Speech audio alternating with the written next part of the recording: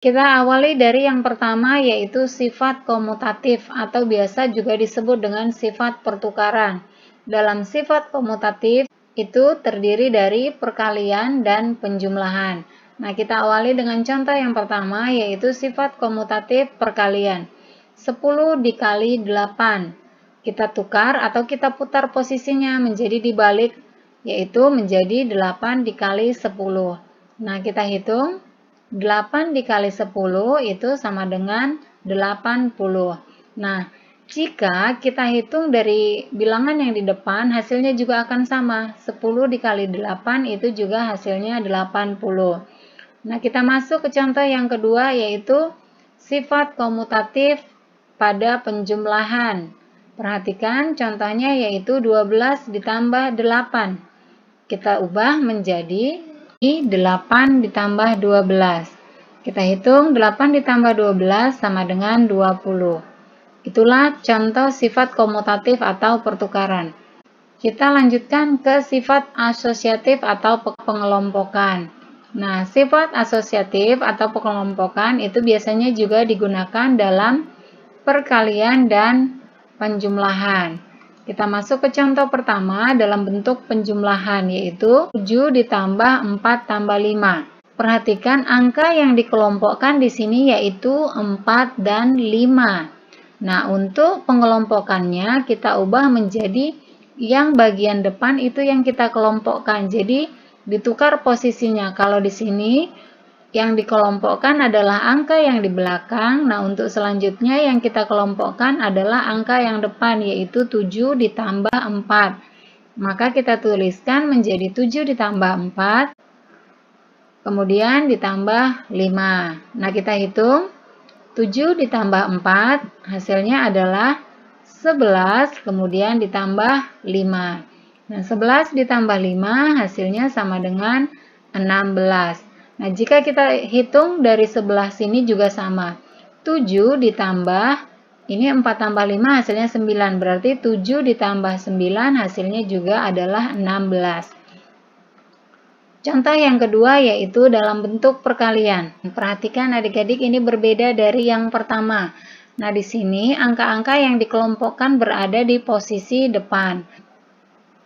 Maka untuk pengelompokannya akan kita ubah menjadi angka yang di belakang yang akan kita kelompokkan, yaitu 2 dan 5. Maka 8-nya kita pindahkan, 8 dikali, dan kemudian dalam kurungnya 2 dikali 5. Nah, kita hitung. Nah, perhatikan ini angka yang akan kita hitung adalah angka yang di dalam kurung terlebih dahulu. Maka kita tuliskan 8 dikali, kemudian 2 dikali 5 hasilnya adalah 10. Maka 8 dikali 5 hasilnya adalah 80. Nah, jika kita hitung dari sebelah kiri juga hasilnya akan sama. 8 dikali 2 hasilnya adalah 16. Kemudian 16 dikali 5 hasilnya adalah 80. Kita masuk ke contoh selanjutnya, yaitu sifat distributif atau penyebaran. Digunakan dalam perkalian terhadap penjumlahan yang pertama, dan yang kedua dalam bentuk perkalian terhadap pengurangan. Kita masuk ke contoh yang pertama, yaitu perkalian terhadap penjumlahan. Contohnya yaitu 10 dikali 3 tambah 4. Cara mengubahnya ke dalam sifat distributif atau penyebaran, kita kali silang ke dalam angka yang di dalam kurung. Yang pertama yaitu 10 dikali 3. Kita tuliskan 10 dikali 3. Kemudian perhatikan di sini tandanya adalah tambah. Maka kita tuliskan menjadi tambah.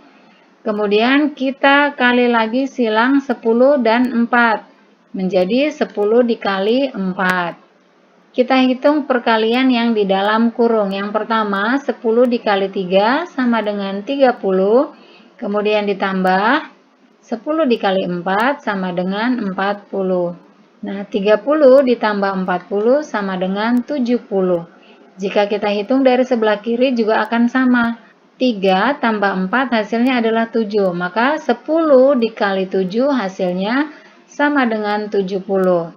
Masuk ke contoh yang kedua, yaitu perkalian terhadap pengurangan. Contohnya, 8 dikali 9 dikurang 3. Sama seperti contoh perkalian terhadap penjumlahan, kita kali silang 8 dikali 9. Kemudian perhatikan di sini tandanya kurang, maka di sini kita akan tuliskan menjadi kurang. Kemudian kita kali silang lagi 8 dikali 3. Jika sudah, kita akan hitung. 8 dikali 9 sama dengan 72, kemudian dikurang 8 dikali 3 sama dengan 24. Nah, sekarang kita kurangkan 72 dikurang 24, hasilnya adalah 48. Jika kita hitung dari sebelah kiri juga sama, 9 dikurang 3 hasilnya adalah 6. Maka 8 dikali 6 sama dengan 48. Nah, demikian adik-adik pembelajaran kita kali ini tentang sifat komutatif, asosiatif, dan distributif. Mudah-mudahan video kali ini bermanfaat untuk kalian semua. Tetap semangat belajar, jangan lupa untuk like, komen, subscribe, dan bagikan semua ke sosial media yang kalian punya. Dan jangan lupa untuk menekan tombol loncengnya, supaya kalian bisa mendapatkan notifikasi video-video terbaru. Terima kasih dan sampai jumpa.